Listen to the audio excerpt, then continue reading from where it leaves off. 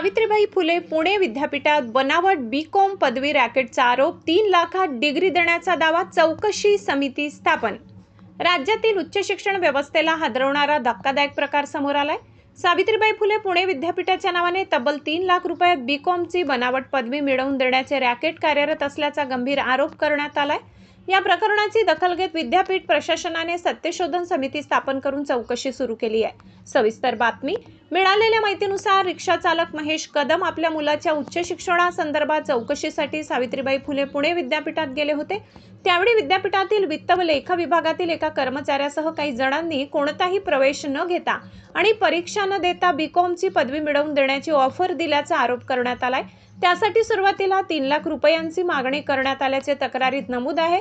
तक्रारीनुसार व्यवहाराची रक्कम नंतर कमी करण्यात आली आणि काही आगाऊ पैसे स्वीकारण्यात आल्याचा दावा करण्यात आलाय।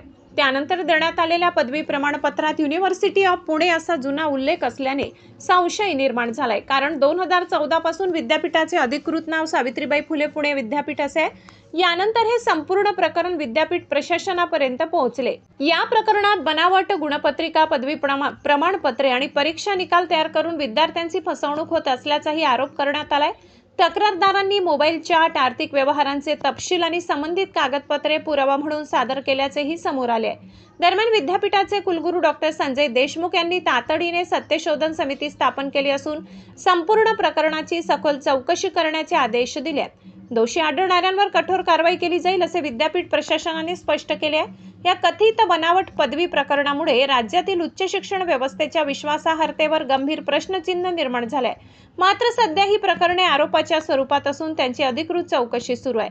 चौकशी अहवालानंतरच संपूर्ण सत्य स्पष्ट होणार आहे। महाराष्ट्र माझा न्यूज विशेष प्रतिनिधी प्रवीण कासार।